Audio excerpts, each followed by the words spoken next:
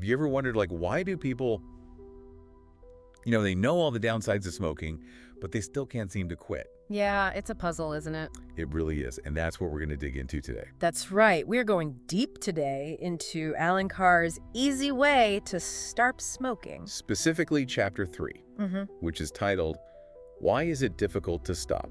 It's a big question. Huge question. I think, anyone who's ever smoked or tried to quit or known someone who smoked has wondered this. Oh, absolutely.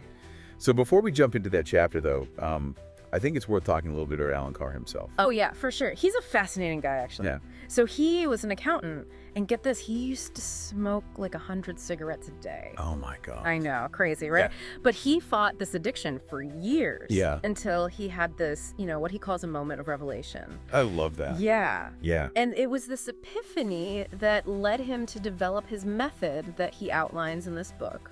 That's incredible. And so the book was published in 2011 by Arcturus Publishing. Yep.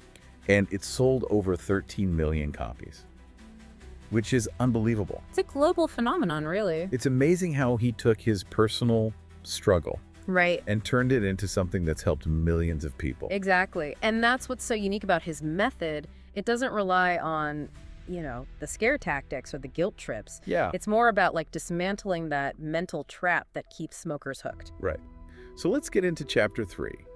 Why is it difficult to stop? Let's do it. So he starts off with a pretty bold statement. Oh, yeah, he does. I'm going to read it here. Okay. He writes, "The actual reason why smokers continue to smoke is a subtle combination of the factors that I will elaborate in the next 2 chapters. They are 1. Nicotine addiction. 2. Brainwashing. Brainwashing. Yeah. The big one. It is a strong word, and I think what he's getting at there is that we've been, conditioned by society Yeah. to view smoking in a certain way that's not entirely accurate. Right. And he talks about this idea of how smoking has been portrayed in the media. Oh, yeah, like old Hollywood movies. Yeah. Where it's glamorous and sophisticated. Really? Like everyone's smoking. Yeah, it's linked with attractiveness and success. Totally cool. Exactly, and that's all very deliberate. Yeah. It's, advertising tactics Right. used by tobacco companies to normalize smoking. Make it aspirational. Exactly. So it's like those images plant a seed in our minds associating smoking with positive qualities. Yeah, and that's a hard thing to shake. Right, but what about the physical addiction? Right, the nicotine. Yeah, like everyone talks about those horrible withdrawal symptoms. Right. So is that really what makes it so hard to quit? Well, Carr actually argues that the physical withdrawal pangs are often exaggerated. Really? Yeah, he compares them to like a mild flu. Okay.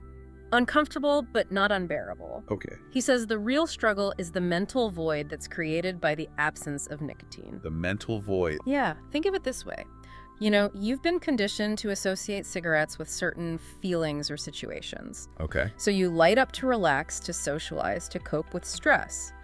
Your brain has been wired to believe that you need cigarettes to navigate these moments. Right. So when you try to quit, Yeah. that absence creates a sense of panic and insecurity. It's like a crutch almost. Yeah, that's exactly it. That's been taken away. And that feeling of emptiness and unease, Yeah. that's what he calls the mental void. I see. Yeah. And that makes sense why people who try to quit often seem more stressed out. Oh, absolutely. It's like they're battling this perceived loss Exactly. of a coping mechanism. And that's what Carr says smokers are terrified of losing their crutch. Right. They're afraid of facing life's challenges without this thing they believe helps them manage. But he's saying that belief is just another part of the illusion. Exactly. It's all part of the trap. So it's like a double whammy. We're physically dependent on the nicotine, but also mentally enslaved by years of societal conditioning. That's a good way to put it. Yeah, it's like this two-pronged attack. Wow. Yeah. And that's why so many traditional quitting methods fail. Right, because they focus on willpower. Yeah. And white-knuckling it through the cravings, but they don't address that underlying mental framework Right. that supports the habit. Before we go any further, for those of you just joining us, remember to subscribe to our channel for more deep dives into fascinating topics like this one. We try to make it easy for you to quit listening. Exactly. We're uncovering the secrets behind Allen Carr's easy way to stop smoking. And you won't want to miss a single insight. Nope. Now back to the nicotine addiction. All right. Just how powerful is this drug? Well, Carr describes nicotine as the fastest addictive drug known to mankind. Wow. And it can take just one cigarette to become hooked. Just one. Just one. Let that sink in for a moment. That's scary. It's pretty wild when you think about it, right? It is. And to really drive home the point about the brainwashing, Yeah. he compares societal attitudes towards smoking with harder drugs. Okay. He says the extent of the brainwashing is quite incredible.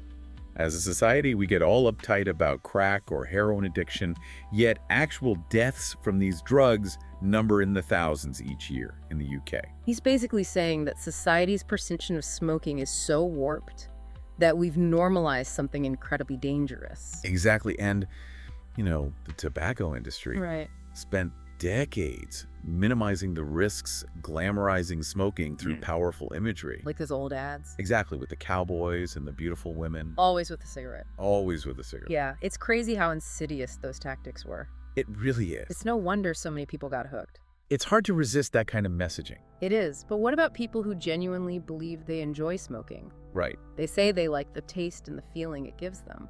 That's where Carr's approach gets really interesting. Okay. He challenges this notion of enjoyment head on. Okay. He argues that the only reason a cigarette feels good is because it's relieving the withdrawal symptoms Oh, caused by the previous cigarette.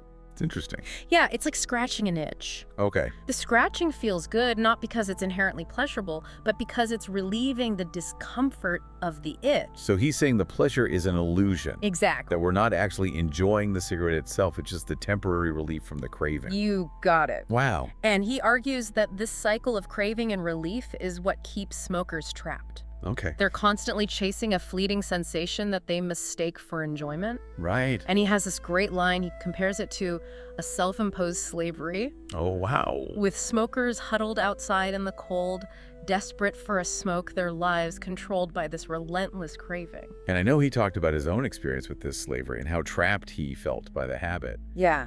And then he describes his moment of revelation as like waking up from a nightmare. Yeah, like finally breaking free from those chains. Free from the chains of addiction. Yeah. Powerful imagery. It is. And he uses his own story to illustrate how powerful this mental trap can be, even for someone who understands the dangers. Right. But he also shows that it's possible to escape. And I think that's so inspiring how he frames quitting Yeah. as this transformative experience. It's not about what you're giving up. Right. It's about the freedom and peace of mind you gain. By escaping the mental trap. Exactly. I'm going to read another quote from him here. Okay. He describes it as the most wonderful moment of his life. Wow. He writes, I consider I have been very fortunate in this life and had some wonderful moments, but the most wonderful of all was that moment of revelation. Chills. I know. It's powerful stuff. It is, and it's such a powerful message that quitting smoking is not about deprivation. It's about liberation, Freedom. freedom, and he truly believes that anyone can achieve this liberation if they're willing to change their perspective. That's the key right there. It is. So we've talked about the two main culprits behind the difficulty of quitting: the powerful physical and psychological grip of nicotine Yep. and the pervasive influence of societal brainwashing. It's a tough combination to beat. It is, but how do we actually escape this trap? That's the million-dollar question. What practical steps does Carr suggest? So that's what we'll be diving into in the next part of our deep dive. Stay tuned, because Carr's methods are pretty unconventional and might surprise you. You won't want to miss it.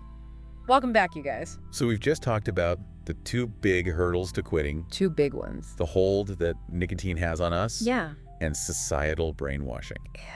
It really is. it is. So now I think the million-dollar question is, Yeah, how do we break free how do we break free? from this trap? What practical steps Right. does Allen Carr offer? Well, I think the core of his method is understanding the illusion that smokers are under. Okay. They think they're getting something from cigarettes. Enjoyment, relaxation, a crutch. Right. But they're actually getting nothing. It's like a trick. It's a big con. Yeah. It's like he's saying you've been conned, but here's how to escape. I love that. Yeah. So let's get into some of those specific steps Okay. that he outlines. All right. So one of the cornerstones of his method is this idea of not viewing quitting as deprivation, Okay. but instead as liberation. I mean, that sounds great in theory, Right. but how do you actually achieve that mindset? Right. Especially when you're dealing with those intense cravings. Exactly. Well, he talks about the power of positive thinking. Okay. So instead of dwelling on what you're giving up, focus on the gains of being a non-smoker. Okay. Like your freedom, your health, your energy, Okay. peace of mind. Right, all the good stuff. Exactly. And he even suggests doing a little exercise. Okay. Calculate how much money you're going to save by not smoking. Yeah. I mean, think about it. I remember that part in the book. Oh, yeah. And it's amazing how much money It's eye-opening. smokers spend over a lifetime. Right. And it really hits home when you see that financial Yeah. cost, not just the health risks. It makes it very concrete. Exactly. And that's what he's trying to do. He's trying to help smokers see the true cost of the habit and reframe the whole quitting process. So instead of dreading it, you're actually looking forward to the benefits. Exactly. You start looking forward to becoming a non-smoker. That's a complete shift. It is. It's a total mind shift. Yeah. And another interesting thing he talks about is that he actually advises against cutting down.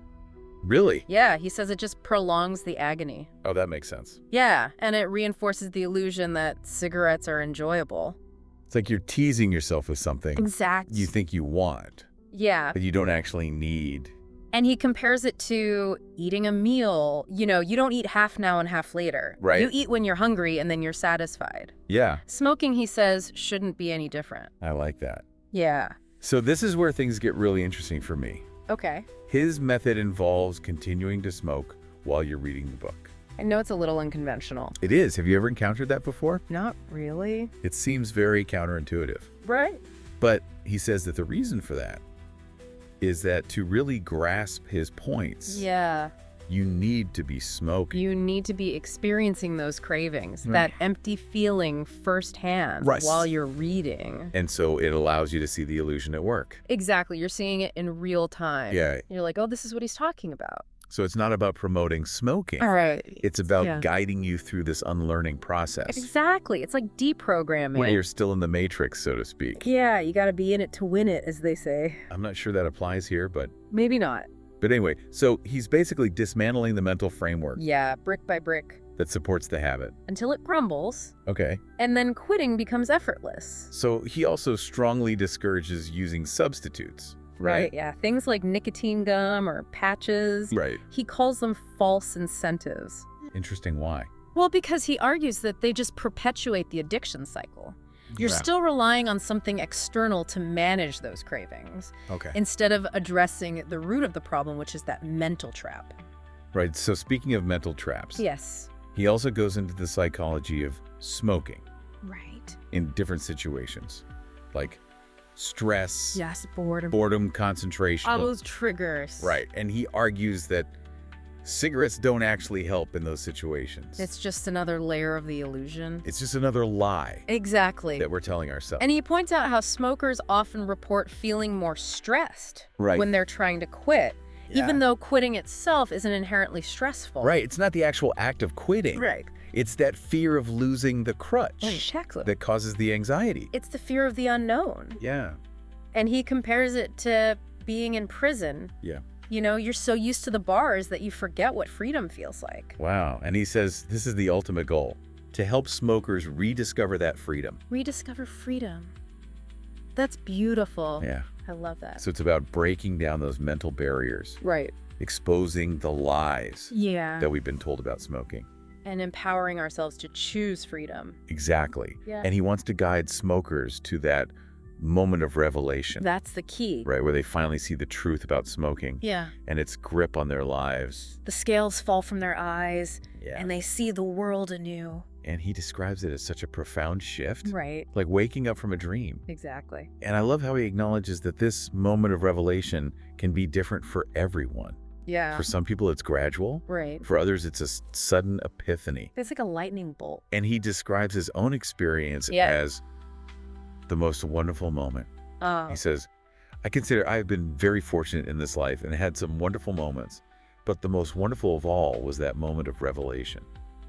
And that gives me chills every time I hear it. I know. It's so powerful. It is. And he emphasizes that once you've had this moment of revelation, Yeah. there's no going back. Yeah, you can't unsee the truth. Right. You can't put the genie back in the bottle. Exactly. And he also shares so many testimonials in the book Right. from people who've successfully quit using his method. It's inspiring. It is. Yeah. And it really reinforces the idea that this is attainable. Yeah. Freedom from smoking is possible. Exactly. And it gives hope that even if you've tried and failed before, success is still possible. Absolutely. And he emphasizes that anyone can quit Even the heaviest smoker. if they understand the nature of the trap. Right. It's all about that mindset shift. And so the recap Carr's method involves challenging those illusions Yeah. that surround smoking, Right. reframing quitting as liberation, Yes. and reaching that moment of revelation That's the holy grail. that permanently changes your perception of the habit. It's like a paradigm shift. And he provides very clear instructions on how to prepare for and execute this final liberating step, The big, quitting for good. the grand finale. Which brings us to the final chapter Dun-dun-dun. that we'll be discussing Yeah, wait. in our next segment, The moment of truth. where we unpack Carr's instructions for making that ultimate decision Right. and saying goodbye to cigarettes forever. Forever. All right, so we've made it to the final stage of our deep dive into Allen Carr's easy way to stop smoking. The moment we've all been waiting for. It is, we've talked about the mental trap, the illusions, the strategies for breaking free, and now it's time to actually quit. Quitting for good. For good. This is the grand finale. The grand finale. And Carr emphasizes that this isn't a time for mourning. No, not at all. It's a time for celebration. It's a celebration of freedom. Exactly. So how does he suggest we approach this momentous occasion? Well, he actually encourages smokers to savor that last cigarette. Really? Yeah, pay attention to the taste, the feeling, everything. That seems so counterintuitive. It does, right? Like, why would you savor something you're about to give up? Well, his reasoning is that by fully experiencing that last cigarette without guilt or shame, you kind of strip it of its power. Okay. You see it for what it truly is, which is just, a collection of chemicals Right. that offer no real enjoyment or benefit. It's like a ritualistic breaking of the spell. Exactly. You're consciously choosing to step out of the illusion. So what happens after that last symbolic cigarette? Well, Carr suggests that you make a solemn vow to yourself. Okay. And the vow is, I will never smoke another cigarette. Not, I'm trying to quit. Nope. Not, I'm cutting down. None of that. It's, I will never smoke another cigarette. It's a firm, unwavering commitment to being a non-smoker. And he's very specific about that wording. He is. Why is that so important? Well, because this vow made with conviction and self-belief, it solidifies your decision Okay. and sets you up for success. So you're drawing a line in the sand, Exactly. stepping over to the other side. to the side of freedom. The side of freedom. Ah, I like that. Yeah. So of course he acknowledges that there might be some challenges. yeah. He doesn't pretend it's going to be easy. There might be some withdrawal symptoms. Right, in those first few days. Yeah, he describes it as like a little nicotine monster Oh, in your brain that's used to getting its fix. okay. But he emphasizes that this is temporary. Right. The cravings will subside as your body adjusts. So it's important to remember those cravings are not a sign of weakness, No. but just a physical reaction. Your body's just going through a detox.